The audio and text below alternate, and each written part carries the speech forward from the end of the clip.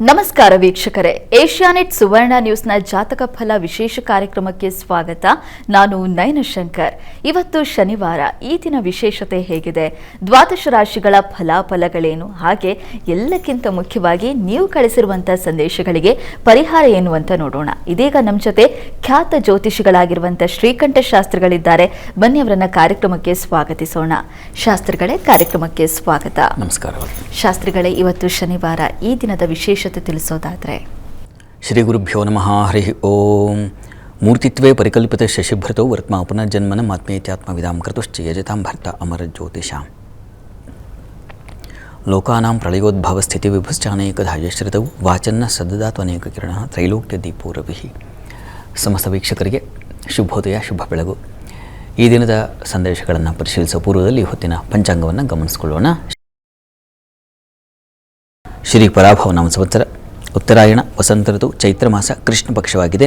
ಈ ದಿವಸ ಶನಿವಾರವಾಗಿರತಕ್ಕಂಥದ್ದು. ನವಮಿ ತಿಥಿ, ಉತ್ತರಾಷಾಢ ನಕ್ಷತ್ರ. ಈ ದಿವಸ ಶನಿವಾರವಾಗಿದೆ, ಕೃಷ್ಣ ಪಕ್ಷದ ಶನಿವಾರ. ಕೃಷ್ಣ ಪಕ್ಷವು ಹಾಗೂ ಶನಿವಾರವು ಎರಡೂ ಕೂಡ ಶನೈಶ್ಚರನನ್ನು ಪ್ರತಿನಿಧಿಸ್ತಕ್ಕಂಥ ಒಂದು ಕಾಲವಾಗಿದೆ. ನಾವು ಈಗ ಶನೈಶ್ಚರನ ಕಾಲದಲ್ಲಿದ್ದೀವಿ. ವಾರದ ಮಟ್ಟಿಗಾದರೂ ಶನೈಶ್ಚರನ ಕಾಲದಿಂದ ತುಂಬಿಕೊಂಡಿದ್ದೀವಿ. ಹೀಗಾಗಿ ಶನೈಶ್ಚರನ ಕಾಲದಲ್ಲಿ ನಾವು ಶುಭ ಕರ್ಮಗಳನ್ನು ಮಾಡಬೇಕು ಅಂತ, ಕೆಟ್ಟ ಕರ್ಮಗಳನ್ನು ಮಾಡಿಬಿಟ್ಟು ತಕ್ಷಣ ಶೋಧಿಸಿಬಿಡ್ತಾನೆ. ಹೀಗಾಗಿ ಶುಭ ಕರ್ಮಗಳನ್ನು ಮಾಡಿದರೆ ಅವನೇ ಶುಭ ಫಲವನ್ನು ತಂದು ಕೊಟ್ಬಿಡ್ತಾನೆ. ಹೀಗಾಗಿ ಶನಿವಾರ ದಿವಸ ಏನು ಮಾಡಬೇಕಪ್ಪ ಅಂದರೆ ಸತ್ಕರ್ಮಗಳನ್ನು ಮಾಡಬೇಕು. ಗ್ರಹಗಳು ನೀವು ಯಾವ ವಾರವಾದರೂ ಹಾಗಾದರೆ ಬುಧವಾರ ಕೆಟ್ಟ ಕೆಲಸ ಮಾಡಬಹುದಾ ಅಂತ ತಿರುಗಿ ಪ್ರಶ್ನೆ ಮಾಡಿದ್ರೆ ಅದಕ್ಕೆ ಉತ್ತರ ಏನು? ನೀವೇ ಮನಸ್ಸಿಗೆ ಹಾಕ್ಕೊಳ್ಳಿ.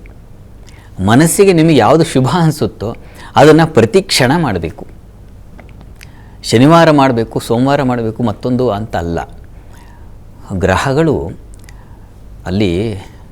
ಗ್ರಹಗಳೇ ನಮ್ಮ ಕರ್ಮ ಫಲವನ್ನು ಸೂಚಿಸ್ತಾರೆ. ನೀವು ಕೆಟ್ಟ ಕರ್ಮ ಮಾಡಿದರೆ ಶನೈಶ್ಚರ ಕೆಟ್ಟ ರೀತಿಯಲ್ಲಿ ಪ್ರದರ್ಶನ ಮಾಡ್ತಾನೆ. ಯಾವುದೇ ಗ್ರಹವಾದರೂ ಅಷ್ಟೇ. ಗುರು ನಿಮ್ಮ ಕೆಟ್ಟ ಕೆಲಸ ಮಾಡಿ ಗುರು ಒಳ್ಳೆಯ ಫಲ ಕೊಡ್ತಾನೆ ಅಂದರೆ ಖಂಡಿತ ಇಲ್ಲ. ತಸ್ಯ ಪಂಕ್ತಿಂ ಗ್ರಹ ಸರ್ವೇ ಸೂಚಯಂತೀಹ ಜನ್ಮನಿ. ಯಾವುದು ಪೂರ್ವಾರ್ಜಿತ ಕರ್ಮಂ ಏನಿದೆ ಅದು ಶುಭಂ ವಾ ಯದಿ ವಾ ಶುಭಂ, ಶುಭವೇ ಆಗಿರಲಿ ಅಶುಭವೇ ಆಗಿರಲಿ, ತಸ್ಯ ಪಂಕ್ತಿಂ ಗ್ರಹ ಸರ್ವೇ ಸೂಚಯಂತೀಹ ಜನ್ಮನಿ ಅಂತ ಪ್ರಶ್ನಾ ಮಾರ್ಗಮಲ್ಲಿ ಒಂದು ಮಾತು ಹೇಳುತ್ತೆ. ಆಯಾ ಗ್ರಹಗಳು ಆಯಾ ಕಾಲ ಬಂದಾಗ ದಶಾಭುಕ್ತಿಗಳ ಕಾಲದಲ್ಲಿ ಅವು ಸೂಚಿಸ್ತಾರೆ. ಯಾವ ಕರ್ಮ ತಗೊಂಬಂದಿದೆಯಪ್ಪ ಅದನ್ನು ಸೂಚಿಸ್ತಾರೆ ಅಂತ. ಅದು ನಾವು ಯಾರನ್ನೂ ಬಿಡೋದಿಲ್ಲ. ಶನೈಶ್ಚರಂತೂ ಸುತರಾಮ್ ನಮ್ಮನ್ನಲ್ಲ, ದೇವತೆ. ಒಂದು ಕಥೆ ಇದೆಯಲ್ಲ, ತಮಗೆ ಗೊತ್ತಿರಬಹುದೇನೋ, ನೆನಪು ಮಾಡ್ತೀನಿ ಒಂದು ಸಲ. ಇಂದ್ರ ಸಭೆ, ಎಲ್ಲ ದೇವಾನುದೇವತೆಗಳು ಕೂತಿದ್ದಾರೆ. ಅಲ್ಲಿ ಇಂದ್ರ ತನ್ನ ಸಿಂಹಾಸನದಲ್ಲಿ ವಿರಾಜಮಾನನಾಗಿದ್ದಾನೆ. ಇದ್ದಕ್ಕಿದ್ದ ಹಾಗೆ ಶನೈಶ್ಚರ ಬಂದ. ಸ್ವಾಮಿ, ತಾವು ದೇವತೆಗಳ ಪ್ರಭು, ದೇವೇಂದ್ರ, ತಾವು ದೇವತೆಗಳಿಗೆ ರಾಜನಾಗಿರ್ತಕ್ಕಂಥ ಒಂದು ಚಕ್ರವರ್ತಿಯಾಗಿದ್ದೀಯಾ. ಆದರೆ ಈ ಕಾಲ ನನ್ನದಾಗಿದೆ. ಪರಮೇಶ್ವರನ ಅನುಗ್ರಹದ ಹಾಗೆ ನಾನು ನಿನ್ನನ್ನು 3 ದಿವಸ ಕಾಡಬೇಕಾಗಿದೆ. ಹೀಗಾಗಿ ತಾವು ಇದನ್ನು ಒಪ್ಪಿಸ್ಕೊಳ್ಬೇಕು ಅಂತ ಶನೈಶ್ಚರ ಪ್ರಾರ್ಥನೆ ಮಾಡಿದ. ಅವನಾದರೂ ಇಂದ್ರ ನಮ್ಮನ್ನು ಪ್ರಾರ್ಥನೆಗೆ ಇರ್ತಾನೆ, ಶನೈಶ್ಚರ ಬಂದು ರುಬ್ಬಿ ನಡಿ ಅಂದ್ಬಿಡ್ತಾನೆ. ಅವನು ದೇವೇಂದ್ರ, ಹಾಗಾಗಿ ಅವನಿಗೆ ವಿಶೇಷ. ಹಾಗೆ ಅಲ್ವಾ ನಮ್ಮ ಪ್ರಧಾನಿಗಳಿಗೋ ನಮ್ಮ ಮುಖ್ಯಮಂತ್ರಿಗಳಿಗೋ ಒಂದು ವಿಶೇಷ ಇರ್ತದಲ್ಲ, ಹಾಗೆ ಅವನಿಗೊಂದು ವಿಶೇಷತೆ. ಶನೈಶ್ಚರ ಬಂದು ವಿನಂತಿ ಮಾಡಿದ, ಸ್ವಾಮಿ 3 ದಿವಸ ಸ್ವಲ್ಪ ಹುಷಾರಾಗಿರಿ ಅಂತ. ಇಂದ್ರ ಅವನು ಅಕ್ಕಪಕ್ಕ ಇದ್ದರು, ಇಂದ್ರನೇನೋ ಕೇಳಬಹುದು, ಅದು ಅಕ್ಕಪಕ್ಕ ಇರೋರು ಬಿಡಬೇಕಲ್ಲ. ನೀವು ತಲೆ ಕೆಡಿಸ್ಕೋಬೇಡಿ, ನೀವು ದೇವತೆಗಳ ಗುರು, ಏನೂ ಮಾಡಲ್ಲ ಶನೈಶ್ಚರ, ಅವನಿಗೇನು ಮಹಾ ನೋಡೋಣ ಅಂತ. ಆದರೂ ಒಬ್ಬ ಒಳ್ಳೆಯ ಮಂತ್ರಿ ಬೃಹಸ್ಪತಿ ಅಂತವರು ಸಲಹೆ ಕೊಟ್ಟರು. ಬೇಡ, ಅವನು ಬಂದು ಕಾಡ್ಬಿಟ್ರೆ ಆಮೇಲೆ ಎಲ್ಲೋ ಬಿದ್ದು ಕಾಲಿಗೆ ಲೇಟ್ ಮಾಡಿಕೊಂಡು ಎಲ್ಲರ ಮುದ್ದೆ ಅವಮಾನ ಆಗಿಬಿಡುತ್ತೆ. ನೀವೊಂದು ಕೆಲಸ ಮಾಡಿ, ಅಲ್ಲಿ ಕಾಣ್ತಾ ಇದೆಯಲ್ಲ ಆಲದ ಮರ, ಅಲ್ಲಿ ಪೊಟ್ರೆ ಇದೆ, ಅದರೊಳಗೆ ಹೋಗಿ ಸಿಕ್ಕಾಕೊಂಬಿಡಿ, ಅದರೊಳಗೆ ಸೇರ್ಕೊಳ್ಳಿ, 3 ದಿವಸ ಆದಮೇಲೆ ಬನ್ನಿ, ಸುಮ್ಮನೆ ಯಾಕೆ ಗ್ರಹಚಾರ ಅಂತ ಸಲಹೆ ಕೊಟ್ಟರು. ಇಂದ್ರ ಹೌದಲ್ವ, ಅವನೇನು ಮಾಡ್ತಾನೆ ನೋಡೋಣ, ನಾನು ಅಲ್ಲಿ ಹೋಗಿ ಸೇರ್ಕೊಂಡ್ಬಿಡ್ತೀನಿ ಅಂತ ಹೇಳಿ ಶನೈಶ್ಚರನಿಗೆ ಕಾಣದ ಹಾಗೆ ಇದು ಬಿಡ್ತೀನಿ ಅಂತ ಹೇಳಿ ಹೋಗಿ ಪಟ್ಟೊಳಗೆ ಸೇರ್ಕೊಂಡ್ಬಿಟ್ಟ. ಮಾರನೇ ದಿವಸ ಮತ್ತೆ ಸಭೆ, ದೇವತೆಗಳೆಲ್ಲ ಕೂತಿದ್ದಾರೆ. ಶನೈಶ್ಚರ ಬರ್ತಾನೆ ಈಗ ಕಾಡಲಿಕ್ಕೆ, ಇಂದ್ರನೇ ಇಲ್ವಲ್ಲ, ಹುಡ್ಕೊಳ್ಳಿ ಅಂತ. ಕಾಣದ ಹಾಗೆ ಹೋಗಿ ಸೇರ್ಕೊಂಡ್ಬಿಟ್ಟಿದ್ದಾನೆ ಅವನು. ಅದು ಶನೈಶ್ಚರ ಬರಲಿಲ್ಲ. 3 ದಿನ ಕಳೆದು ಹೋಯಿತು. 4ನೇ ದಿನ ಇಂದ್ರ ಬಂದು ಮತ್ತೆ ಯಥಾ ಪ್ರಕಾರ ಸಭೆ ಕೂತು ವಿರಾಜಮಾನನಾಗಿದ್ದ ಶನೈಶ್ಚರ ಬಂದ. ಏನಪ್ಪ ಶನೈಶ್ಚರ, ಬಂದು ಕಾಡ್ತೀನಿ ಅಂದೆ, ಎಲ್ಲಿ ಬರಲೇ ಇಲ್ಲ ತಾವು ಅಂತ ಇಂದ್ರ ಕೇಳ್ದ. ಇಲ್ಲ ಸ್ವಾಮಿ, ನನಗೆ ವರ್ಕ್ ಫ್ರಮ್ ಹೋಮ್ ಇತ್ತು, ಮನೆಯಿಂದಲೇ ಕೆಲಸ ಮಾಡ್ತಾಯಿದ್ದೆ. ಹೌದಾ, ಏನು ಕೆಲಸ ಮಾಡಿದೆ? ಅದೇ ತಮ್ಮನ್ನು 3 ದಿನ ಕಾಡಬೇಕಾಗಿತ್ತಲ್ಲ, ಅದು ಬಂದರೆ ಆಗಲ್ಲ ಅಂತ ಮನೆಯಲ್ಲೇ ಕೂತು ಕೆಲಸ ಮುಗಿಸ್ದೆ ಅಂತ. ಹೌದಾ, ಹೇಗೆ ಅಂತ? ನೀವು 3 ದಿನ ಎಲ್ಲಿದ್ರಿ ಸ್ವಾಮಿ? ನಾನೆಲ್ಲೋ ಮರದ ಪಟ್ರೊಳಗಿದ್ದೆ ಅಲ್ಲ, ಅಷ್ಟೇ ನಾನು ಮಾಡಿದ್ದು. ನೀವು ಸಿಂಹಾಸನ ಬಿಟ್ಟು ಇಳಿದ್ರಾ? 3 ದಿವಸ ನಿಮ್ಮ ಸಿಂಹಾಸನ ಎಲ್ಲಿತ್ತು? ಆ ಸಿಂಹಾಸನ ಅಧಿಕಾರವನ್ನು ಹೇಗೆ ನಾನು ಕಬಳಿಸಿದೆ ಅನ್ನೋದನ್ನು ಸೂಚ್ಯವಾಗಿ ಶನೈಶ್ಚರ ತೋರಿಸ್ದ. ಅವರವರ ಯೋಗ್ಯತೆಗೆ ತಕ್ಕ ಹಾಗೆ ತಮ್ಮ ತಮ್ಮ ಕಷ್ಟಗಳನ್ನು ಅನುಭವಿಸ್ತಾರೆ. ಇಂದ್ರ ಆಗಿದ್ದಕ್ಕೆ ಅಲ್ಲೆಲ್ಲೋ ಒಂದು ಅಂಥ ಚಕ್ರವರ್ತಿ, ಅವನಿಗೆ ಎಂಥ ಅವಮಾನ. ಒಂದು ಪೊಟ್ರೆ ಒಳಗೆ ಹೋಗಿ ಸೇರ್ಕೊಳ್ಳೋದು ಅಂತಂದ್ರೆ, ಒಂದು ಗುಬ್ಬಚ್ಚಿ ಥರವೋ ಮತ್ತು ಇನ್ನೊಂದು ಒಂದು ಸಣ್ಣ ಹುಳು ಥರ ಸೇರ್ಕೊಳ್ಳೋದು ಅಂತಂದರೆ ಅದು ಅವಮಾನ ಅಲ್ವಾ? ಅವಮಾನವಾದರೆ ಅದಕ್ಕಿಂತಲೂ ಶಿಕ್ಷೆ ಇನ್ನೇನಿದೆ ಹೇಳಿ? ಹೀಗೆ ಶನೈಶ್ಚರ ನಮ್ಮನ್ನು ಏನೋ ಕಾಲು ಕತ್ತರಿಸ್ತಾನೆ, ಕೈ ಕತ್ತರಿಸ್ತಾನೆ ಅಂತಲೇ ನೋಡ್ಕೋಬೇಕಾಗಿಲ್ಲ. ಅಲ್ಲಿ ಶನೈಶ್ಚರ ಕಾಡುವುದರಲ್ಲಿ ಅವಮಾನವೂ ಒಂದಿದೆ. ಪತತಿ ಅಂತ ಹೇಳ್ತಾರೆ. ಅವಮಾನ ಅಂತಲೂ ಒಂದು ಶಬ್ದವನ್ನು ಬಳಸಿದ್ದಾರೆ ಅಲ್ಲಿ. ಆಯುಷ್ಯಂ ಮರಣಂ ಪತಿತತಾಂ ದುಃಖಾವಮಾನಾಮಯಂ ಅಂತ ಬರುತ್ತಲ್ಲ, ದುಃಖ ಅವಮಾನ ಇವುಗಳನ್ನೆಲ್ಲ ಶನೈಶ್ಚರ ಕಾರಕನಾಗಿರ್ತಕ್ಕಂಥವನು. ಹೀಗಾಗಿ ಶನೈಶ್ಚರ ಅಂತಲ್ಲ, ನಾನು ಒಂದು ಉದಾಹರಣೆ ಕೊಟ್ಟು ಹೇಳಿದ್ದು, ಯಾವುದೇ ಗ್ರಹಗಳಾದರೂ ಅವರ ಪ್ರಭಾವ ಸೂಚಿಸ್ತಾರೆ. ಹೀಗಾಗಿ ಆದಷ್ಟು ಸತ್ಕರ್ಮಗಳನ್ನು ಮಾಡೋಣ, ಒಳ್ಳೆಯದನ್ನು ಆಲಿಸೋಣ, ಒಳ್ಳೆಯದನ್ನು ತಗೊಳ್ಳೋಣ, ಸ್ವೀಕರಿಸೋಣ. ಮತ್ತು ಇನ್ನೊಂದು ಒಳ್ಳೆಯ ಕಡೆ ಇದ್ದರೆ ಗೌರವಿಸೋಣ. ಒಳ್ಳೆಯ ಕಡೆ ಇದ್ದು ನೀವು ಅದನ್ನು ಕರುಬುತ್ತಾ ಇದ್ದರೆ, ಅದನ್ನು ಅವನು ಅಷ್ಟು ಬೆಳೆದನಲ್ಲ ಅಂತ ಹೇಳಿ ಈರ್ಷೆ ಅದು ಮಹಾಪಾಪವಾಗುತ್ತೆ. ಶನೈಶ್ಚರ ಇನ್ನೊಂದು ರೀತಿಯಲ್ಲಿ ಕಾಡಲಿಕ್ಕೆ ಶುರು ಮಾಡ್ತಾನೆ. ಹೀಗಾಗಿ ಯಾರು ಸಚ್ಚಿಂತನೆ, ಸದಾಲೋಚನೆ ಮಾಡ್ತಾ ಇರ್ತಾರೋ, ಸತ್ಕಾರ್ಯಗಳನ್ನು ಮಾಡ್ತಿರ್ತಾರೋ, ಸತ್ಸಂಗದಲ್ಲಿರ್ತಾರೋ, ಇವರಿಗೆ ಖಂಡಿತ ಕಾಡೋದಿಲ್ಲ. ಕಾಡಿದ್ರೂ ಅದು ನಿಮಗೆ ಕಾಡ್ತು ಅಂತ ಅನಿಸೋದಿಲ್ಲ. ಆ ರೀತಿಯಲ್ಲಿ ಶನೈಶ್ಚರ ಅನುಗ್ರಹ ಮಾಡಿಬಿಡ್ತಾನೆ. ಮೆಚ್ಚಿದೆ ನಿನ್ನನ್ನು ಅಂತ ಹೇಳಿ ನೀನು ಯೋಚನೆ ಮಾಡಿಬಿಡು, ಒಂದು ಸಣ್ಣದಾಗಿ ಎಡಿಸ್ತೀನಿ ಅಷ್ಟೇ ಅಂತ ಹೇಳಿ ಅದು ಕಾಲಿಗೆ ಪೆಟ್ಟ ಆದ ಹಾಗೆ ಆಯಿತು, ಆಗಲಿಲ್ಲ, ಆ ರೀತಿಯಲ್ಲಿ ಸಣ್ಣದಾಗಿ ಒಂದು ಪ್ರಮಾದ ಮಾಡ್ತಾನೆ. ಅಂತೂ ಅನುಭವಿಸಬೇಕಲ್ಲ, ಅವಶ್ಯಂ ಅನುಭೋಕ್ತವ್ಯಂ ಗತಂ ಜನ್ಮ ಶುಭಾಶುಭಂ ಅಂತ.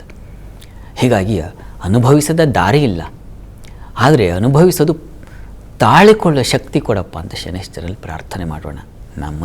ನನ್ನನ್ನು ಸೇರಿಕೊಂಡು ಇಂಥ ಪ್ರಾರ್ಥನೆ ಎಲ್ಲರೂ ಮಾಡಬೇಕು. ಈ ವಾರ ಶನೈಶ್ಚರನ ಪ್ರಾರ್ಥನೆ ಈ ರೀತಿಯಲ್ಲಿ ಮಾಡೋಣ. ಒಳ್ಳೆಯದಾಗಲಿ. ಖಂಡಿತವಾಗ್ಲೂ ಶಾಸ್ತ್ರಿಗಳೇ, ಆ ಕರ್ಮಫಲದಾತ ಶನೀಶ್ವರನ ಕೈಯಲ್ಲಿ ಯಾರೂ ಕೂಡ ತಪ್ಪಿಸ್ಕೊಳ್ಳೋದಕ್ಕೆ ಸಾಧ್ಯ ಇಲ್ಲ. ಅದು ಇಂದ್ರ ಆಗಿರ್ಬೋದು, ಸಾಮಾನ್ಯ ಜನರು ಕೂಡ ಆಗಿರ್ಬೋದು. ಆದರೆ ತಪ್ಪಿಸ್ಕೊಳ್ಬೋದು ಯಾವ ರೀತಿ ಅಂದರೆ ನಮ್ಮ ಒಳ್ಳೆ ಕರ್ಮಗಳಿಂದ ಅನ್ನೋದನ್ನು ಇವತ್ತು ತಿಳಿಸ್ಕೊಟ್ಟಿದ್ದೀರಾ. ಪ್ರತಿನಿತ್ಯ ಕೂಡ ಒಳ್ಳೆ ಕೆಲಸಗಳನ್ನು ಮಾಡಿ, ಒಳ್ಳೆ ಮಾತಾಡಿ, ಸಾಧ್ಯವಾದರೆ ಒಂದಿಷ್ಟು ಜನರಿಗೆ ಒಳ್ಳೆಯದನ್ನು ಬಯಸೋಣ ಅಲ್ವಾ, ಅದನ್ನು ಇವತ್ತು ತಿಳಿಸ್ಕೊಟ್ಟಿದ್ದೀರಾ. ಈಗ ವೀಕ್ಷಕರು ಕಳಿಸಿರುವಂಥ ಸಂದೇಶಗಳನ್ನು ನೋಡ್ತಾ ಹೋಗೋಣ ಶಾಸ್ತ್ರಿಗಳೇ. ಮೊದಲನೇ ಸಂದೇಶವನ್ನು ಚಿಕ್ಕಮಗಳೂರಿನಿಂದ ಜಯಲಕ್ಷ್ಮಿ ಅವರು ಕಳಿಸಿದ್ದಾರೆ. ಜಯಲಕ್ಷ್ಮಿ ಅವರ ಜನ್ಮ ದಿನಾಂಕ 22/9/1977. ಹುಟ್ಟಿದ ಸಮಯ ಮಧ್ಯಾಹ್ನ 12:45. 1 ವರ್ಷದ ಹಿಂದೆ ಫ್ಲ್ಯಾಟನ್ನು ಖರೀದಿ ಮಾಡಿದ್ವಿ, ಅರ್ಧದಷ್ಟು ಹಣವನ್ನು ಕೂಡ ಕೊಟ್ಟಿದ್ದೀವಿ, ಆದರೆ ರಿಜಿಸ್ಟ್ರೇಷನ್ ವಿಳಂಬವಾಗ್ತಾ ಇದೆ, ಯಾಕೆ ಪರಿಹಾರ ತಿಳಿಸಿ ಅಂತ ಪ್ರಶ್ನೆ ಕಳಿಸಿದ್ದಾರೆ ಶಾಸ್ತ್ರಿಗಳೇ. ಜಯಲಕ್ಷ್ಮಿ ಅವರ ಪ್ರಶ್ನೆ, ಅದು ಮನೆ ರಿಜಿಸ್ಟ್ರೇಷನ್ ವಿಳಂಬ ಆಗ್ತಾ ಇದೆ ಯಾಕೆ ಅಂತ ಕೇಳಿದಾರಲ್ವಾ? ಹೌದು ಶಾಸ್ತ್ರಿ. ಜಾತಕ ನೋಡೋಣ. ನೋಡಿ, ಈ ಜಾತಕವನ್ನು ಪರಿಶೀಲಿಸಿದ್ರೆ ಇದು ಧನು ಲಗ್ನವಾಗಿದೆ. ಲಗ್ನದಿಂದ ಚತುರ್ಥಾಧಿಪತಿ ಗುರು ನಿಮ್ಮ ಜಾತಕದಲ್ಲಿ ಕೇಂದ್ರ ಸ್ಥಾನದಲ್ಲಿದ್ದಾನೆ. ಪ್ರಸ್ತುತ ನಿಮಗೆ ನಡೀತಾ ಇರತಕ್ಕಂಥದ್ದು ಗುರು ದಶೆಯಲ್ಲಿ ಈಗ ಶುಕ್ರನ ಒಂದು ಕಾಲ ನಡೀತಾ ಇದೆ. ಮುಂದೆ ಸೆಪ್ಟೆಂಬರ್ ನಂತರದಲ್ಲಿ ರವಿ ಕಾಲ ಪ್ರಾರಂಭವಾಗುತ್ತೆ. ನೋಡಿ, ಸೆಪ್ಟೆಂಬರ್ ನಂತರದಲ್ಲಿ ಭಾಗ್ಯಾಧಿಪತಿ ಕಾಲ ಸಂದರ್ಭದಲ್ಲಿ ಅನುಕೂಲ ಆಗುತ್ತೆ. ಹೀಗಾಗಿ ಆತಂಕಕ್ಕೊಳಗಾಗಬೇಡಿ. ಆ ಭಾಗ್ಯಾಧಿಪತಿ ಕರ್ಮಸ್ಥಾನದಲ್ಲಿದ್ದು ಚತುರ್ಥವನ್ನು ವೀಕ್ಷಿಸ್ತಾನೆ. ಇದು ತುಂಬ ಸೂಕ್ಷ್ಮವಾದ ದರ್ಶನ ಈ ರವಿಯದ್ದು. ಹೀಗಾಗಿ ಒಳ್ಳೆಯ ಸಹಾಯ ಉಂಟು ಮಾಡುತ್ತಾನೆ ಸೆಪ್ಟೆಂಬರ್ ನಂತರದಲ್ಲಿ. ಕೆಲವೊಂದು ಸಲ ಹಾಗಾಗುತ್ತೆ, ಏನು ಮಾಡೋದು, ಕಾಯಬೇಕಾಗುತ್ತೆ. ಏನು ಪ್ರಮಾದ ಆಗೋದಿಲ್ಲ, ಯೋಚನೆ ಮಾಡಿಬಿಡಿ. ಯಾಕೆಂದರೆ ಆ ಚತುರ್ಥಾಧಿಪತಿ ಚೆನ್ನಾಗಿರ್ತಾನೆ. ಹತ್ತಿರದಲ್ಲಿ ಯಾವುದಾದ್ರು ಗಣಪತಿ ಸನ್ನಿಧಾನ ಇದ್ದರೆ ಗಣಪತಿಗೆ ಸ್ವಲ್ಪ ಪ್ರತಿ ಮಂಗಳವಾರ ಸ್ವಲ್ಪ ಮೋದಕ ಸಮರ್ಪಣೆ ಮಾಡಿ, ಸಿಹಿ ಸಮರ್ಪಣೆ ಮಾಡಿ. ಅದರಿಂದ ತುಂಬ ಅನುಕೂಲ ಆಗುತ್ತೆ. ಸೆಪ್ಟೆಂಬರ್ ನಂತರದಲ್ಲಿ ಅವಕಾಶ ಇದೆ. ಇನ್ನೂ ಸೆಪ್ಟೆಂಬರ್ವರೆಗೂ ಅಂತಂದರೆ ಕಾಲ ಕೆಲವೊಮ್ಮೆ ನಮ್ಮನ್ನು ಕಾಯೋ ಹಾಗೆ ಮಾಡುತ್ತೆ, ಕಾಯಬೇಕಾಗತ್ತೆ. ಹೀಗಾಗಿ ಆತಂಕಕ್ಕೆ ಒಳಗಾಗ್ಬಿಡಿ. ಎಷ್ಟೋ ಬಾರಿ ಒಂದು ಸಣ್ಣ ಉದಾಹರಣೆ ನನ್ನದೇ ವೈಯಕ್ತಿಕವಾದ ಹೇಳ್ತೀನಿ. ನಾವು ನಮ್ಮ ಊರಿನ ಸಮೀಪದಲ್ಲಿ ಒಂದು ಸಣ್ಣ ಪುಟ್ಟ ಒಂದು ಜಾಗ ತೊಗೊಂಡಿದ್ವಿ. ಆ ಜಾಗ ತಗೊಳ್ಳುವಾಗ ಅವ್ರಿಗೆ ಅಡ್ವಾನ್ಸ್ ಅಂತ ಮಾಡಿತ್ತು. ಅಡ್ವಾನ್ಸ್ ಮಾಡಿದ್ಮೇಲೆ ಏನಮ್ಮಮ್ಮ ಅಂದರೆ 1 ತಿಂಗಳದೋ 2 ತಿಂಗಳು ನಿಮ್ಮ ಥರನೇ ಆಗಿಬಿಡುತ್ತೆ ರಿಜಿಸ್ಟ್ರೇಷನ್ ಅಂತ ಅಂದ್ಕೊಂಡ್ವಿ. ಆದರೆ ಇದು ಹಾಗೆ 5 ವರ್ಷಗಳು ಕಳೆದ ಮೇಲೆ ಆಯಿತು. ಹೀಗಾಗಿ ಕಾಲ ಭೂಮಿ ಋಣ ಬರಬೇಕಲ್ಲ, ಅಲ್ಲಿವರೆಗೆ ಸ್ವಲ್ಪ ತಾಳ್ಕೊಳ್ಬೇಕಾಗತ್ತೆ. ಗ್ರಹಚಾರವಶಾತ್ ನಮ್ಮನ್ನು ಹಾಗೆ ನೀವು ಎಷ್ಟೇ ನಿಮ್ಮ ಸಾಮರ್ಥ್ಯ ಇರಬಹುದು, ಇನ್ಯಾರೋ ನಿಮಗೆ ಪರಿಚಯ ಇರಬಹುದು, ಆ ಲ್ಯಾಂಡ್ ಲಾರ್ಡ್ಗಳೇ ನಿಮಗೆ ಹತ್ತಿರದವರಾಗಿರಬಹುದು, ಏನಾದ್ರೂ ಆ ಋಣ ಬಂದು ಭೂಮಿ ಋಣ ನಮ್ಮ ಬರೆದಿರಬೇಕು. ಈ ಕಾಲದಲ್ಲಿ ನಿನಗಿದೆಯಾ ಅಂತ ಆಗ ಬರುತ್ತೆ. ಆತಂಕಕ್ಕೆ ಒಳಗಾಗಬೇಡಿ, ಬರುತ್ತೆ, ಒಳ್ಳೆಯದಾಗಲಿ. ಸರಿ ಶಾಸ್ತ್ರಿಗಳೇ, ಮುಂದಿನ ಸಂದೇಶವನ್ನು ಚಿಕ್ಕಮಗಳೂರಿನಿಂದ ರವಿಕುಮಾರ್ ಅವರು ಕಳಿಸಿದ್ದಾರೆ. ರವಿಕುಮಾರ್ ಅವರ ಜನ್ಮ ದಿನಾಂಕ 20/2/1971. ಹುಟ್ಟಿದ ಸಮಯ ಬೆಳಗಿನ ಜಾವ 3:58. ಕೆಲಸದಲ್ಲಿ ಬಡ್ತಿ ಸಿಗ್ತಾ ಇಲ್ಲ, ಪರಿಹಾರ ತಿಳಿಸಿ ಅಂತ ಪ್ರಶ್ನೆ ಕಳಿಸಿದ್ದಾರೆ ಶಾಸ್ತ್ರಿಗಳೇ. ರವಿಕುಮಾರ್ ಅವರ ಪ್ರಶ್ನೆ ಬಡ್ತಿ ಸಿಗ್ತಾ ಇಲ್ಲ ಅಂತ. ಹೌದು ಶಾಸ್ತ್ರಿ. ನೋಡಿ, ತಮ್ಮ ಜಾತಕವನ್ನು ಪರಿಶೀಲಿಸಿದ್ರೆ ಇದು ಧನುರ್ಲಗ್ನವಾಗಿದೆ. ಲಗ್ನದಿಂದ ಕರ್ಮಾಧಿಪತಿ ಬುಧ ರಾಹುಯುಕ್ತನಾಗಿ ದ್ವಿತೀಯದಲ್ಲಿದ್ದಾನೆ, ಧನಸ್ಥಾನದಲ್ಲಿದ್ದಾನೆ. ಬುಧನಿಗೆ ಪಾಪ ಬುಧ ಸ್ಥೈರ್ಯುತ ಅಂತ ಒಂದು ಮಾತನ್ನು ಹೇಳ್ತಾರೆ ಶಾಸ್ತ್ರಕಾರರು. ಪಾಪಗ್ರಹದ ಜೊತೆಗಿದ್ದರೆ ಅವನು ಪಾಪಗ್ರಹನಾಗ್ಬಿಡ್ತಾನೆ ಅಂತ. ಅವನಿಗೆ ಒಂಥರ ಈ ಹಿತ್ತಾಳೆ ಕಿವಿ ಅಂತಾರಲ್ಲ, ಯಾರು ಹೇಳಿದ್ರೆ ಅದನ್ನು ಕೇಳ್ಬಿಡೋದು, ಅದನ್ನು ನಂಬ್ಕೊಳ್ಳೋದು ಅಂತ. ಆ ಥರ ಅವನಿಗೆ ದೋಷ ಇದೆ. ಇನ್ನೊಬ್ಬರು ಕೆಟ್ಟವ್ರ ಜೊತೆಗಿದ್ದರೆ ಅವನು ಕೆಟ್ಟವನಾಗ್ಬಿಡ್ತಾನೆ, ಒಳ್ಳೆಯವ್ರ ಜೊತೆಗೆ ಅವನು ಮಹಾಶಾಸ್ತ್ರಜ್ಞ ಆಗ್ತಾನೆ. ಆ ರೀತಿಯಲ್ಲಿ ಬುಧನ್ ಒಂಥರ ಈ ಹಿತ್ತಾಳೆ ವ್ಯಕ್ತಿ ಅವನು. ಹೀಗಿದೆ ಪ್ರಸ್ತುತ ನಿಮಗೆ ಕುಜದಶೆಯಲ್ಲಿ ಈಗ ನಡೀತಾ ಇರತಕ್ಕಂಥದ್ದು ಕೇತು ಭಕ್ತಿ. ನೋಡಿ, ಜೂನ್ ನಂತರದಲ್ಲಿ ನಿಮಗೆ ಶುಕ್ರನ ಕಾಲ ಶುರುವಾಗುತ್ತೆ, ಲಾಭಾಧಿಪತಿ ಆಗಿರ್ತಕ್ಕಂಥವನು. ಆ ಸಂದರ್ಭದಲ್ಲಿ ತಾವು ನಿರೀಕ್ಷೆ ಮಾಡಬಹುದು. ಹೀಗಾಗಿ ಇನ್ನೇನು ಹೆಚ್ಚು ಕಾಲ ಇಲ್ಲ, ಸ್ವಲ್ಪ ಕಾಯಿರಿ. ಅಷ್ಟರಲ್ಲಿ ನೀವು ಹತ್ತಿರದಲ್ಲಿ ಯಾವುದಾದ್ರು ವಿಷ್ಣು ಸನ್ನಿಧಾನ ಇದ್ದರೆ ವಿಷ್ಣು ಸನ್ನಿಧಾನಕ್ಕೆ ಸ್ವಲ್ಪ ಉದ್ದು ಮತ್ತು ಹೆಸರು ಕಾಳು ಇಷ್ಟನ್ನು ಪ್ರತಿ ಬುಧವಾರ ಕೊಟ್ಟು ಬನ್ನಿ. ಅಲ್ಲಿವರೆಗೆ ಒಳ್ಳೆಯದಾಗಲಿ. ಸರಿ ಶಾಸ್ತ್ರಿಗಳೇ, ಮುಂದಿನ ಸಂದೇಶವನ್ನು ಹಾಸನದಿಂದ ಭೂಮಿಕಾ ಅವರು ಕಳಿಸಿದ್ದಾರೆ. ಭೂಮಿಕಾ ಅವರ ಜನ್ಮ ದಿನಾಂಕ 14/11/2001. ಹುಟ್ಟಿದ ಸಮಯ ಬೆಳಗ್ಗೆ 9:25. ಮನೆ ಕಟ್ಟೋದಕ್ಕೆ ಸಾಧ್ಯವಾಗುತ್ತಾ ತಿಳಿಸಿ ಅಂತ ಪ್ರಶ್ನೆ ಕೇಳಿದ್ದಾರೆ ಶಾಸ್ತ್ರಿಗಳೇ. ಭೂಮಿಕಾ ಅವರ ಪ್ರಶ್ನೆ ಅದು ಮನೆ ಕಟ್ಟಲು ಸಾಧ್ಯವಾಗುತ್ತಾ ಅಂತ ಕೇಳಿದಾರೆ. ಹೌದು ಶಾಸ್ತ್ರಿಗಳೇ. ಜಾತಕ ನೋಡೋಣ. ನೋಡಿ, ತಮ್ಮದು ಧನುರ್ಲಗ್ನವಾಗಿದೆ. ಲಗ್ನದಿಂದ ಚತುರ್ಥಾಧಿಪತಿ ಗುರು ರಾಹುಯುಕ್ತನಾಗಿದ್ದಾನೆ. ಪ್ರಸ್ತುತ ನಿಮಗೆ ಗುರುದಶೆಯಲ್ಲಿ ಈಗ ನಡೀತಾ ಇರತಕ್ಕಂಥದ್ದು ರಾಹು ಭುಕ್ತಿಗೆ ನಡೀತಾ ಇದೆ. ಇದು ನೋಡಿ, ನಿಮಗೆ ಅವಕಾಶ ಇದೆಯಾ ಅಂತಂದರೆ ಖಂಡಿತ ಅವಕಾಶ ಇದೆ. ಆದರೆ ಈ ಕ್ಷಣಕ್ಕಾಗುತ್ತೆ ಅಂತ ನಾನು ಹೇಳಲಾರೆ. ನಿಮಗೆ ಯಾವಾಗ ಆಗಬಹುದಪ್ಪ ಅಂತಂದರೆ ನೋಡಿ, 2033 ಆ ಸಂದರ್ಭದಲ್ಲಿ ತುಂಬ ಚೆನ್ನಾಗಿದ್ದಾನೆ ಶುಕ್ರ. ಆಗ ನಿಮಗೆ ಹೆಚ್ಚಿನ ಅನುಕೂಲ ಆಗುತ್ತೆ. ಹೀಗಾಗಿ ಅಲ್ಲಿವರೆಗೆ ಸ್ವಲ್ಪ ತಾಳ್ಮೆಯಿಂದ ಇರುವುದು ಒಳ್ಳೆಯದು. ಈಗ ತಾನೇ ನೀವು ಕೆಲಸಕ್ಕೆ ಸೇರಿಕೊಂಡಿದ್ದೀರಾ ಅಥವಾ ಕೆಲಸಕ್ಕೆ ಸೇರಿ ಸ್ವಲ್ಪ ದಿನಗಳಾಗಿರಬಹುದೇನೋ. ಹೀಗಾಗಿ ಒಂದಷ್ಟು ಹಣ ಚೆನ್ನಾಗಿ ಸಂಗ್ರಹ ಮಾಡ್ಕೊಳ್ಳಿ, ಆಮೇಲೆ ಅನುಕೂಲ ಆಗುತ್ತೆ ಮನೆ ಕಟ್ಟುವಂತ್ರಿ. ಒಳ್ಳೆಯದಾಗಲಿ. 12 ರಾಶಿಗಳ ಈ ದಿನದ ಫಲ ಹೇಗಿದೆ ನೋಡೋಣ ಶಾಸ್ತ್ರಿಗಳೇ. ಮೊದಲಿಗೆ ಮೇಷ ರಾಶಿಯಿಂದ ಕನ್ಯಾ ರಾಶಿವರೆಗಿನ ಈ ದಿನದ ಫಲ ಮತ್ತು ಪರಿಹಾರ ತಿಳಿಸೋದಾದರೆ 12 ರಾಶಿಗಳ ಫಲಾಫಲ ತಿಳಿಯುವ ಮುನ್ನ ಈ ಹೊತ್ತಿನ ಗ್ರಹಸ್ಥಿತಿಯನ್ನು ಗಮನಿಸ್ಕೊಳ್ಳೋದಾದರೆ ಮೇಷರಾಶಿಯಲ್ಲಿ ಶುಕ್ರನ ಜೊತೆಗೆ ಮಾಂದಿ ಉದಯಾಗಿದೆ. ಮಿಥುನ ರಾಶಿಯಲ್ಲಿ ಗುರುವನ್ನು ಕಾಣ್ತಾ ಇದ್ದೀವಿ. ಕೇತು ಇರತಕ್ಕಂಥ ಸಿಂಹ ರಾಶಿಯಲ್ಲಿ, ಮಕರ ರಾಶಿಯಲ್ಲಿ ಚಂದ್ರನನ್ನು ಕಾಣ್ತಾ ಇದ್ದೀವಿ. ಕುಂಭರಾಶಿಯಲ್ಲಿ ರಾಹುವನ್ನು ನೋಡ್ತಾ ಇದ್ದೀವಿ. ಇನ್ನು ಮೀನ ರಾಶಿಯಲ್ಲಿ ರವಿ, ಕುಜ, ಬುಧ ಹಾಗೂ ಶನೈಶ್ಚರನ್ನು ಕಾಣ್ತಾ ಇದ್ದೀವಿ. ಹೀಗಿರುವಾಗ 12 ರಾಶಿಗಳ ಫಲಾಫಲ ತಿಳಿತಾ ಹೋಗೋಣ. ಮೊದಲಿಗೆ ಮೇಷರಾಶಿ. ಮೇಷರಾಶಿಯವರಿಗೆ ದಿವಸ ಕೆಲಸ ಕಾರ್ಯಗಳಲ್ಲಿ ಸ್ತ್ರೀಯರ ಪಾರುಪತ್ಯ ಚೆನ್ನಾಗಿರುತ್ತೆ. ಸ್ತ್ರೀಯರಿಗೆ ಅಧಿಕಾರ, ಬಲ ಇದನ್ನು ಸೂಚಿಸ್ತಾ ಇದೆ. ಹೆಚ್ಚಿನ ಅನುಕೂಲ ಕಾಣಬಹುದು ಈ ದಿವಸ. ಇನ್ನು ಈ ದಿವಸ ನಿಮಗೆ ಸಂಗಾತಿಯಲ್ಲಿ ಅನ್ಯೋನ್ಯತೆ, ಸಾಮರಸ್ಯ ಇತ್ಯಾದಿ ಅನುಕೂಲ ಚೆನ್ನಾಗಿದೆ. ಸ್ವಲ್ಪ ಆರೋಗ್ಯ ವ್ಯತ್ಯಾಸ ಆಗಬಹುದು, ಸ್ವಲ್ಪ ಹುಷಾರಾಗಿರಿ. ಉಳಿದ ಹಾಗೆ ಈ ದಿವಸ ನಿಮಗೆ ಪ್ರೆಷರೂ ಇದೆ, ವರ್ಕ್ ಪ್ರೆಷರ್ ಕೂಡ ಇದೆ. ಕೆಲಸದ ಒತ್ತಡದಿಂದ ಕೆಲಸಗಳಾಗುತ್ತೆ ಇಲ್ಲ ಅಂತಲ್ಲ, ಆದರೆ ಕೆಲಸದ ಒತ್ತಡವೂ ಹಾಗೇ ಇರುತ್ತೆ. ಇದರ ನಿವಾರಣೆಗೆ ಸುಬ್ರಹ್ಮಣ್ಯ ಸನ್ನಿಧಾನಕ್ಕೆ ಹೋಗಿ ಬನ್ನಿ. ಇನ್ನು ವೃಷಭ ರಾಶಿ. ವೃಷಭ ರಾಶಿಯವರಿಗೆ ದಿವಸ ಅಧಿಕ ವ್ಯಯ ಸೂಚಿಸ್ತಾ ಇದೆ. ಆರೋಗ್ಯ ನಿಮಿತ್ತ ಹಾಸ್ಪಿಟ್ಲಿಗೋ ಮಗದೊಂದು ಅಲೆದಾಡಬೇಕಾದ ಪರಿಸ್ಥಿತಿ ಬರುತ್ತೆ. ಹೀಗಿದೆ ಪರಿಸ್ಥಿತಿ, ಸ್ವಲ್ಪ ಹುಷಾರು, ಆರೋಗ್ಯದ ಕಡೆ ಗಮನ ತೆಗೆದುಕೊಳ್ಳಿ. ಇನ್ನು ಉಳಿದ ಹಾಗೆ ಕುಟುಂಬ ಸಹಕಾರ ಚೆನ್ನಾಗಿದೆ ಈ ದಿವಸ. ನಿಮಗೆ ಒಳ್ಳೆಯ ಕ್ಷೇತ್ರ ದರ್ಶನ, ಸಜ್ಜನರ ಭೇಟಿಯಾಗೋದು, ಅಥವಾ ಉತ್ತಮ ವಿಚಾರಗಳ ಚಿಂತನೆ, ಸತ್ಸಂಗ ಅಂತೀವಲ್ಲ, ಆ ರೀತಿಯಲ್ಲಿ ನಿಜವಾಗಿ ಸತ್ಸಂಗವಾಗಿರುತ್ತೆ. ಸತ್ಸಂಗ ಅಂತ ಹೋಗಿ ಅಲ್ಲಿ ಇನ್ನೇನೇನೋ ಬೇಡದ ಚಟುವಟಿಕೆಗಳಲ್ಲ, ಒಳ್ಳೆಯ ರೀತಿಯಲ್ಲಿದೆ. ಇನ್ನು ಧರ್ಮ, ಶ್ರದ್ಧೆ, ಗುರು ಹಿರಿಯರಲ್ಲಿ ಒಂದು ವಿಶ್ವಾಸ, ಗೌರವ ಬರತಕ್ಕಂಥದ್ದು, ಈ ರೀತಿಯಲ್ಲಿ ತುಂಬ ಚೆನ್ನಾಗಿದೆ. ಲಾಭವೂ ಇದೆ. ಈ ಎಲೆಕ್ಟ್ರಿಕಲ್ ರಿಲೇಟೆಡ್ಡು, ಮೆಕ್ಯಾನಿಕಲ್ ರಿಲೇಟೆಡ್ಡು ಈ ಕ್ಷೇತ್ರಗಳಿರೋದು ತುಂಬ ಚೆನ್ನಾಗಿದೆ. ಪ್ರಾರ್ಥನೆಗೆ ಆರೋಗ್ಯ ದೃಷ್ಟಿಯಿಂದ ದುರ್ಗಾ ಕವಚ ಹೇಳ್ಕೊಳ್ಳಿ. ಇನ್ನು ಮಿಥುನ ರಾಶಿ. ಮಿಥುನ ರಾಶಿಯವರಿಗೆ ಈ ದಿವಸ ಕೆಲಸ ಕಾರ್ಯಗಳಲ್ಲಿ ಈ ದಿವಸ ಅನುಕೂಲವೂ ಇದೆ, ನಿಮಗೂ ಕೂಡ ಪ್ರೆಷರೂ ಇದೆ. ಒತ್ತಡ ಮತ್ತು ಅನುಕೂಲ ಎರಡನ್ನೂ ಸೂಚಿಸ್ತಾ ಇದೆ. ಇನ್ನು ಉಳಿದ ಹಾಗೆ ವಿದೇಶ ಸಂಪರ್ಕಗಳಲ್ಲಿ ಲಾಭದಾಯಕವಾಗಿದೆ. ವಸ್ತ್ರ ವ್ಯಾಪಾರಿಗಳಿಗೆ ತುಂಬ ಚೆನ್ನಾಗಿದೆ. ಹಣ್ಣು, ಹಾಲು, ಹೈನು ಈ ಕ್ಷೇತ್ರಗಳವರಿಗೆ ತುಂಬ ಚೆನ್ನಾಗಿದೆ. ಆದರೆ ಹಣ ಕಳ್ಕೊಳ್ಳೋ ಸಾಧ್ಯತೆ ಜಾಸ್ತಿ ಇದೆ. ಕುಟುಂಬದವ್ರ ಜೊತೆಗೆ ಹಣ ಘರ್ಷಣೆ, ಹಣಕಾಸಿನ ವಿಚಾರ ಘರ್ಷಣೆ ಬರೋ ಸಾಧ್ಯತೆ ಇದೆ. ಹೀಗಾಗಿ ಅಮ್ಮನವರ ಸನ್ನಿಧಾನಕ್ಕೆ ತಾವು ಒಂದು ಕ್ಷೀರ ಸಮರ್ಪಣೆ, ಒಂದು ಪಾತ್ರೆಯಲ್ಲಿ ಹಾಲನ್ನು ಹಾಕಿ ತೊಗೊಂಡು ಹಾಕ್ಕೊಳ್ಳೋದು ಬಹಳ ಒಳ್ಳೆಯದು. ಇನ್ನು ಕರ್ಕಟಕ ರಾಶಿ. ಕರ್ಕಟಕ ರಾಶಿಯವರಿಗೆ ದಿವಸ ಸಂಗಾತಿಯಲ್ಲಿ ಅನ್ಯೋನ್ಯತೆ, ಸಾಮರಸ್ಯವನ್ನು ಕಾಣ್ತೀರ. ಇನ್ನು ವ್ಯಾಪಾರಿಗಳಿಗೆ ತುಂಬ ಚೆನ್ನಾಗಿದೆ.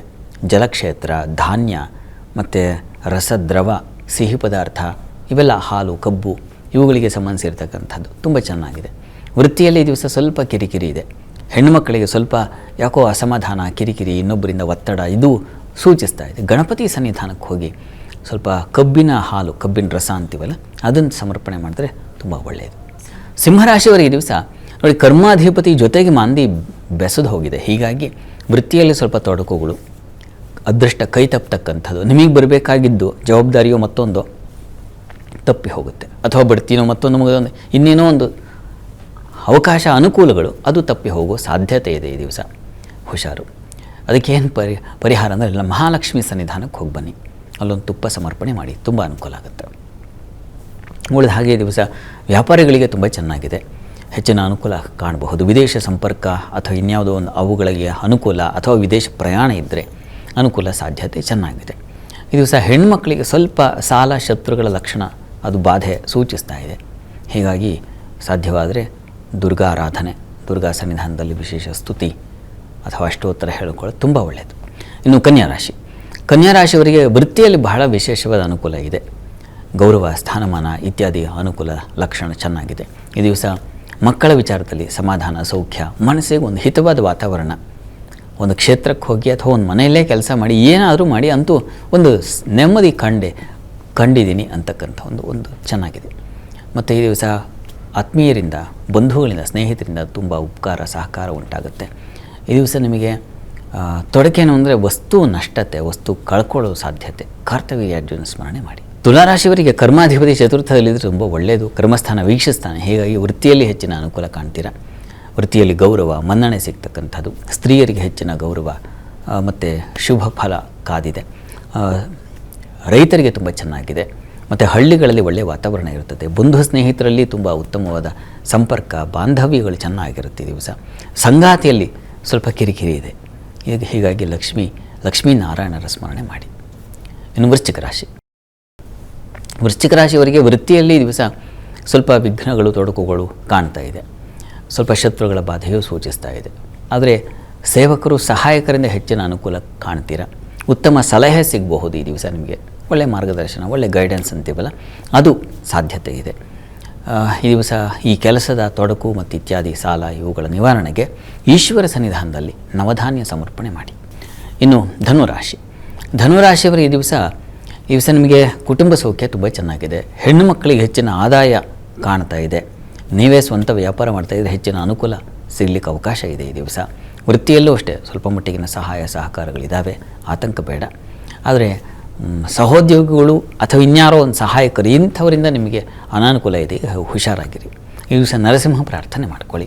ಈ ದಿವಸ ಮಕ್ಕಳು ಕಿರಿಕಿರಿ ಮಾಡಿಬಿಡ್ತಾರೆ. ಹೀಗಾಗಿ ಮಕ್ಕಳ ವಿಚಾರದ್ದು ಸ್ವಲ್ಪ ತಟಸ್ಥವಾಗಿರೋದು ಬಹಳ ಒಳ್ಳೆಯದು. ಇನ್ನು ಮಕರ ರಾಶಿ. ಮಕರ ರಾಶಿಯವರಿಗೆ ಸಂಗಾತಿಯಿಂದ ಅನ್ಯೋನ್ಯತೆ, ಪ್ರೀತಿ, ವಿಶ್ವಾಸ, ಒಂದು ಧೈರ್ಯ ಕೊಡ್ತಾರೆ. ಅದು ನಿಮಗೆ ತುಂಬ ಅನುಕೂಲ ಆಗುತ್ತೆ. ಮನಸ್ಸಿಗೆ ಸಮಾಧಾನ ಸಿಗುತ್ತೆ. ಕೆಲಸದಲ್ಲೂ ಅಷ್ಟೇ ಹೆಚ್ಚಿನ ಅನುಕೂಲ ಕಾಣ್ತೀರ ಈ ದಿವಸ. ನಿಮಗೆ ಸ್ನೇಹಿತರ ಜೊತೆಗೆ ಸ್ವಲ್ಪ ಹುಷಾರಾಗಿರಿ. ಪ್ರಯಾಣದಲ್ಲಿ ಸ್ವಲ್ಪ ಹುಷಾರು. ಹೆಣ್ಮಕ್ಳು ಪ್ರಯಾಣದಲ್ಲಿ ಸ್ವಲ್ಪ ಎಚ್ಚರ ವಹಿಸಿ. ಮಾಂದಿ ಕರ್ಮಸ್ಥಾನವನ್ನು ವೀಕ್ಷಿಸ್ತಾನೆ. ಹೀಗಾಗಿ ಕೆಲಸದಲ್ಲೂ ಸ್ವಲ್ಪ ಜಾಗ್ರತೆ ಬೇಕು. ಶುಕ್ರ ಬಲವಾಗಿದ್ದಾನೆ, ಚಂದ್ರ ಬಲವಾಗಿದ್ದಾನೆ, ಆದರೂ ಜಾಗ್ರತೆ ಬೇಕು. ಗಣಪತಿ ಪ್ರಾರ್ಥನೆ ಮಾಡ್ಕೊಳ್ಳೋದು ಬಹಳ ಒಳ್ಳೆಯದು. ಕುಂಭರಾಶಿಯವರಿಗೆ ನೋಡಿ, ಚಂದ್ರ ವ್ಯಯದಲ್ಲಿದ್ದಾಗ ಅತಿಯಾದ ಖರ್ಚು, ಹೆಣ್ಣುಮಕ್ಕಳಿಗೆ ಅತಿ ವ್ಯಯ ಮತ್ತು ಓಡಾಟ, ಅದರಿಂದ ಹೈರಾಣಾಗೋ ಸೂಚಿಸ್ತಾ ಇದೆ. ಮತ್ತು ಈ ದಿವಸ ನಿಮಗೆ ತೃತೀಯದಲ್ಲಿ ಮಾಂದ್ಯ ಉದಯ ಸ್ವಲ್ಪ ಹುಂಬುತನ ಬರುತ್ತೆ, ಸಹಾಯ ಸಿಗದೆ ಹೋಗ್ಬಿಡುತ್ತೆ, ಸೇವಕರು ಸಹಾಯಕರು ಇಂಥವರಿಂದ ಸಹಾಯ ತಪ್ಪಿ ಹೋಗ್ಬಿಡುತ್ತೆ. ನೀವೇ ಶ್ರಮ ಪಡೆದುಕೊಳ್ಬೇಕು, ನೀವೇ ಹೆಚ್ಚಿನ ಶ್ರಮ ಹಾಕಬೇಕಾಗುತ್ತೆ ನೀವೇ. ಮತ್ತು ದ್ವಿತೀಯದಲ್ಲಿ ಇರ್ತಕ್ಕಂತಹ ಪಾಪಗ್ರಹಗಳು ಅದು ಒರಟು ಮಾತು, ಕೋಪ, ತಾಪ ಇವುಗಳನ್ನು ಸೂಚಿಸುತ್ತೆ. ಪಂಚಮದ ಗುರು ಒಬ್ಬ ನಿಮಗೆ ಶುಭವನ್ನು ತಂದುಕೊಡ್ತಾನೆ. ಹೀಗಾಗಿ ಆಲೋಚನೆಗಳು ಚೆನ್ನಾಗಿರುತ್ತೆ. ಇಷ್ಟೆಲ್ಲ ಮಧ್ಯೆ ಒಳ್ಳೆಯ ಆಲೋಚನೆಗಳನ್ನು ನೀವು ಇಟ್ಕೊಳ್ತೀರ, ಆ ರೀತಿಯಲ್ಲಿ ಒಂದಿದೆ ಈ ದಿವಸ. ಅದೇ ನಿಮಗೆ ಸಹಾಯವಾಗುತ್ತೆ, ಸದಾಲೋಚನೆ. ಈ ದಿವಸ ಪ್ರಾರ್ಥನೆಗೆ ಗಣಪತಿ ಪ್ರಾರ್ಥನೆ ಮಾಡಿಕೊಳ್ಳಿ. ಇನ್ನು ಮೀನರಾಶಿಯವರಿಗೆ ಈ ದಿವಸ ನಿಮಗೆ ಮಾತು ಒರಟಾಗಿರುತ್ತೆ. ಹೆಣ್ಮಕ್ಳು ತುಂಬ ಒರಟಾಗಿ ಯಾಕೆ ಹಾಗೆ ಮಾತಾಡ್ತಿದ್ದೀರ ಅಂತ ಅಂತಾರೆ, ಆ ರೀತಿಯ ಮಾತುಗಳು ಬಂದುಬಿಡುತ್ತೆ. ಹೀಗಾಗಿ ಸಮಾಧಾನವಾಗಿರಿ. ಆದರೆ ಈ ದಿವಸ ಲಾಭ ಇದೆ, ವ್ಯಾಪಾರಿಗಳಿಗೆ ಹೆಚ್ಚಿನ ಲಾಭ ಕಾಣ್ತೀರಾ. ಹಾಲು ಹೈನು ಕ್ಷೇತ್ರದವರಿಗೆ ಹೆಚ್ಚಿನ ಲಾಭ ಇದೆ. ಮುಖ್ಯವಾಗಿ ಮಕ್ಕಳಿಂದ ವಿಶೇಷ ಲಾಭವೋ ಮತ್ತೊಂದು ಸಹಾಯವೋ ಈ ರೀತಿಯಲ್ಲಿ ತುಂಬ ಸಮಾಧಾನ ಸಿಗುತ್ತೆ. ಸ್ನೇಹಿತರಿಂದಲೂ ಅನುಕೂಲ ಚೆನ್ನಾಗಿದೆ. ಅನ್ನಪೂರ್ಣೇಶ್ವರಿ ಪ್ರಾರ್ಥನೆ ಮಾಡಿ. ಈ ದಿವಸ 12 ರಾಶಿಗಳವರು, ರಾಶಿ ಗೊತ್ತಿಲ್ಲ ಅಂತಕ್ಕಂಥವ್ರು ಹೇಳಬಹುದಾದ ಮಂತ್ರ ಗಮನಿಸಿ. ಓಂ ನೀಲಾಂಬರ ವಿಭೂಷಾಯ ನಮಃ. ಶನೈಶ್ಚರದ ಮಂತ್ರ ಹೇಳ್ಕೊಳ್ಳಿ, ಅನುಕೂಲ ಆಗುತ್ತೆ. ಶಾಸ್ತ್ರಿಗಳೇ, ಈ ದಿನದ ವಿಶೇಷತೆ ಪ್ರಮುಖವಾಗಿ ಶನಿ ಮಹಾದೇವನ ಬಗ್ಗೆ ತಿಳಿಸ್ಕೊಟ್ಟಿದ್ದೀರಾ ಇವತ್ತು. ಹಾಗೆ ದ್ವಾದಶ ರಾಶಿಗಳ ಫಲ ಹಾಗೂ ವೀಕ್ಷಕರ ಸಂದೇಶಗಳಿಗೆ ಪರಿಹಾರ ತಿಳಿಸಿದ್ದೀರಾ. ಧನ್ಯವಾದಗಳು ಶಾಸ್ತ್ರಿಗಳೇ. ಸರ್ವೇ ಜನಾಃ ಸುಖಿನೋ ಭವಂತು, ಸಮಸ್ತ ಸನ್ಮಂಗಳಾನಿ ಭವಂತು. ಎಲ್ಲರಿಗೂ ಶುಭವಾಗಲಿ. ವೀಕ್ಷಕರೇ, ಇದಾಗಿತ್ತು ಇವತ್ತಿನ ಜಾತಕ ಫಲ ವಿಶೇಷ ಕಾರ್ಯಕ್ರಮ. ನೇರ ದಿಟ್ಟ ನಿರಂತರ ಸುದ್ದಿಗಾಗಿ ನೋಡ್ತೀರಿ ಏಷ್ಯಾನೆಟ್ ಸುವರ್ಣ ನ್ಯೂಸ್.